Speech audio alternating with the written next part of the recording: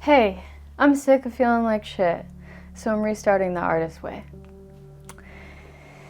The Artist Way is a spiritual, creative recovery program. I'm not farting, I'm just sitting on a yoga ball. I'm embarking on this for the second time. The first time I did it, fall 2023, with my friend Deetra, who's an actor in Arizona. We had so much fun. This time I'm doing it by myself though. So I'm documenting it and I'm sharing it with you because it changed my life. And when something changes your life, you should share it with people, right? So here we are. I wanted to start this in the fall, but then I didn't end up starting it until now. But I think everything happens for a reason, because had I started it in the fall, I wouldn't have been able to see that Dochi actually did a documentation of her process with the Artist Way like 4 or 5 years ago, and it's available on YouTube. So I just got to watch that on Monday. And it was really cool because she's very impressive and skilled in rap and writing. So I was kind of bummed when I heard that she did that, because I was like, that's my idea. But something that she said was, you have access to the same source that everybody else does. You have access to a creative reservoir, a well of endless abundance of ideas, creative ideas. So just because somebody else does something doesn't mean that you don't have something to offer the conversation or an original take on it, because you have a completely different life experience than somebody else does. My name is Madi Martinez. I have had such an annoying life experience with explaining my name to people in Michigan, because everybody wants to call me Mari once they know there's a R in my name, but it's Madi. The R is rolled like a D. You can think about the fact that it rhymes with body. Madi, body. You know Megan Thee Stallion's song, Body?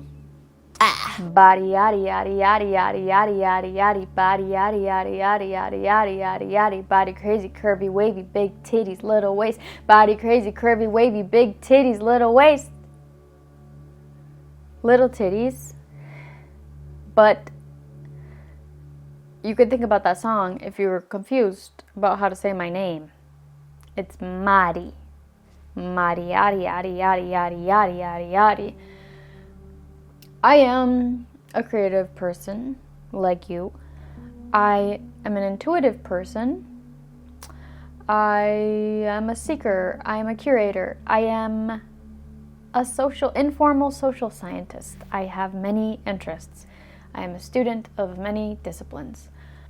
For most of my life, I have been creatively blocked, overwhelmed, and disconnected from my truest expression of who I am, just held back by myself due to my conditioning. I live in Michigan, in Northern America, and that's where I was born and raised. And I think that most people that grow up in America feel disconnected from their true selves, because we're forced to sit for 7-8 hours a day, sedentary, and then we're programmed to be obedient. And it could also be our puritanical colonial roots underlying our programming as well, and also the fact that it's scary to be a nonconformist, because if you're rejected and ostracized, that could feel like death subconsciously. So it makes sense to want to conform or be afraid of original ways. So that's my perspective on why I think most of us are stuck. But some clues that Julia Cameron, the author, mentions is, if you're creatively blocked, perhaps you are jealous of other people that have the ability to express themselves. Maybe you're a procrastinator. Maybe you self-criticize. You neglect play. You avoid solitude or spending time with yourself. And maybe you have a scarcity mindset, or you feel compelled to be perfect, or you have all or nothing thoughts. This book is about empowering yourself, spending time with yourself, and becoming your own parent and taking responsibility for your own life. And I don't think I became an adult until I did this program at 30 years old. And I thought that it would activate me musically, that I'd spend more time making music, get back to music. And I did make music last year, but I really feel like I was activated with health and fitness. I completed my certification with ACE. I ran a half marathon. I completed 75 hard. I have lost 20 pounds since I did the program the first time. I became a vegan, and I've cooked more, which I'm in resistance to, but I have cooked way more this year than I ever have. And I'm committed to taking care of myself in a way that I never have before because of this program. I attribute it to the work that I did in 2023 because I was inspired to take imperfect action daily. And that is the cure to perfectionism. But I also realized that that's a lifelong journey that I'll always have to work on, and maybe I'll always be doing the artist way because it's really hard to deprogram yourself from the ways that you've been conditioned to be. You can expect 12 videos from me because there's 12 chapters in this book, and then 14 if you include the intro chapters. It was written in 1992 by Julia Cameron, who is an author, artist, poet, playwright, filmmaker, journalist, and teacher. She's now 76, actually. The artist way is anchored in the belief that creativity is a relationship and a collaboration with God, a higher power, goddess, source, the universe, whatever you want to call that. It's the truest nature of who you are. So the tools that we use in this program are the morning pages, the artist date, the weekly readings, and the exercises at the end of each chapter. What are morning pages? Morning pages are 3 pages of stream of consciousness, handwritten journals. So just whatever bullshit is inside of your head that is in between you and the thing that you're trying to create, you can just get it all out onto the page. Whatever crosses your mind. Nothing is too petty, too silly, too stupid, too weird to be included in the morning pages. Morning pages are a tool to combat the censor in your brain. And the censor is a creation that is a result of the conditioning that you received. We feel like we never do enough, and what we do isn't right. We are victims of our own internalized perfectionist, a nasty internal and external critic, the censor, she calls it, who resides in our left brain and keeps up a constant stream of subversive remarks that are often disguised as the truth. Listen to your censor and it will tell you that everything original is wrong, dangerous, and rotten. Who wouldn't be blocked if every time you tiptoed out into the open, somebody made fun of you? And maybe somebody did make fun of you in your past, and that's why you have a hard time expressing yourself. But the morning pages teach you to stop listening to that voice because there's no wrong way to do them, so that voice doesn't even matter. The pages are a pathway to a strong and clear sense of self.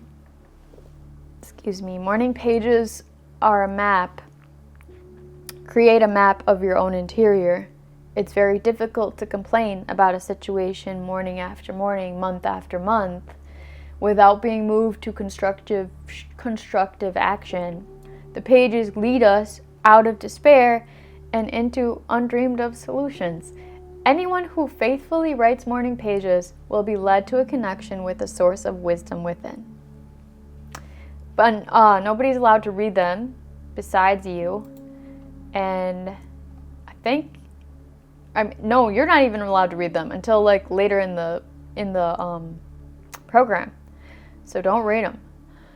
She says they're often negative, fragmented, self-pitying, repetitive, stilted, babyish, angry, or bland, even silly sounding.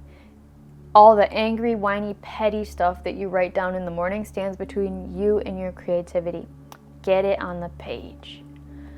So morning pages help you release to God, to the universe, all of your hopes and dreams and pain and despair, your dissatisfactions, whatever you're feeling, whatever you're thinking, just to release it so that you can unblock the channel and allow yourself to take imperfect action. And if you're doing that at the start of the day, then you're helping yourself with the rest of the day to just let go and let yourself fucking try. What are artist dates? Artist dates are ways that you can receive inspiration, insight, guidance. You make a date with yourself, with your artist child. The part of you that got to play and express and wasn't afraid to be yourself before that censor took over the program that you have in your head. You were able to just be yourself. So spend time with that person, just you and yourself, for 2 hours weekly. So that's a block of time that you set aside and you commit to sacred time with yourself. It's sacred.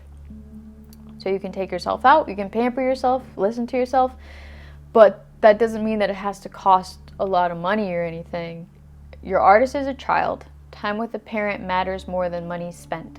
Could be a thrift store, going to the movies, taking yourself to the beach, just time at an art gallery or an aquarium, somewhere fun. Anything that your inner child would like, or that you would have liked as a kid. So your artist child wants attention, not expensive outings. Spending time in solitude with your artist child is essential to self-nurturing. But you have to protect that time. It says, if you are likely finding yourself avoiding your artist dates, recognize this resistance as a fear of intimacy, self-intimacy. It is probable that these self-disclosures, frightening though they are, will lead to the building of a real relationship, one in which the participants are free to be who they are and to become what they wish. This possibility is what makes the risks of self-disclosure and true intimacy profitable. In order to have a real relationship with our creativity, we must take the time and care to cultivate it.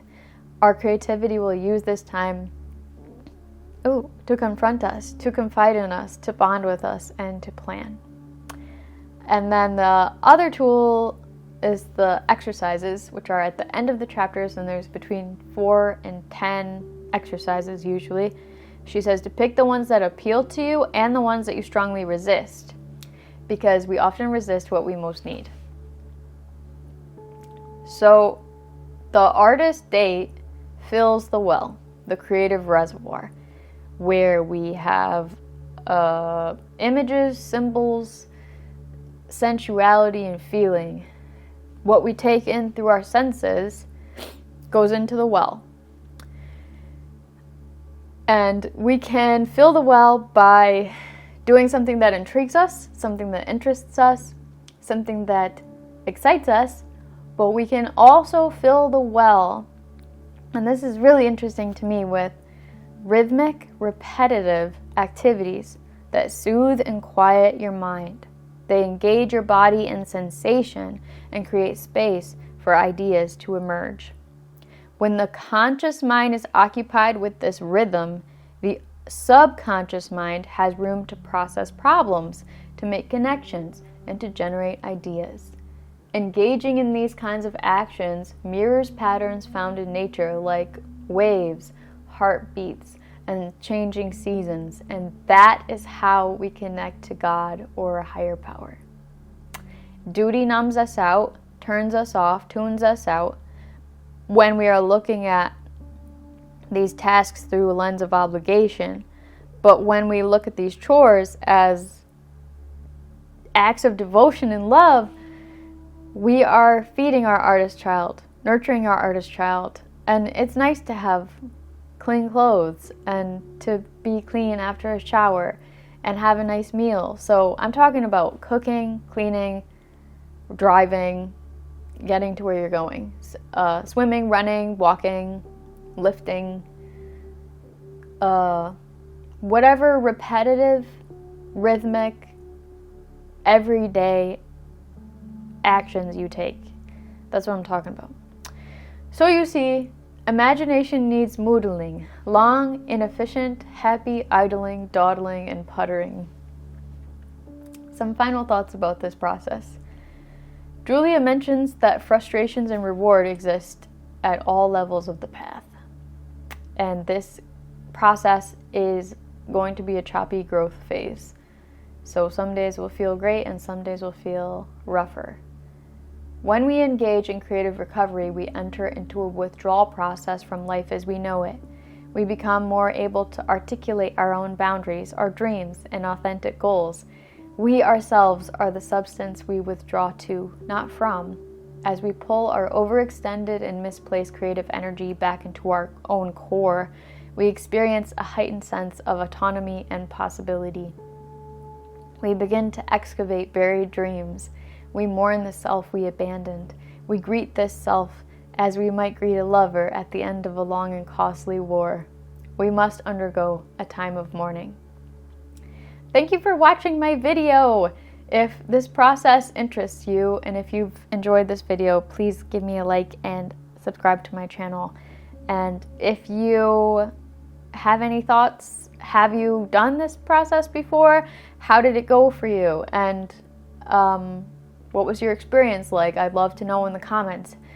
Also, are you planning to do this with me? I'd love to know. So leave me a comment, and then if you're planning on joining the program, I can give you this short contract that Julia gives you at the end of the intro chapters if you're planning on following along. So just insert your own name into this. I, Mari, understand that I am undertaking an intensive guided encounter with my own creativity. I commit myself to the 12-week duration of the course. I, Mari, commit to weekly reading, daily morning pages, a weekly artist date, and the fulfillment of each week's tasks. I, Mari, further understand that this course will raise issues and emotions for me to deal with. I, Mari, commit myself to excellent self-care, adequate sleep, diet, exercises, and pampering for the duration of this course. So then sign your name and today's date. Thanks again.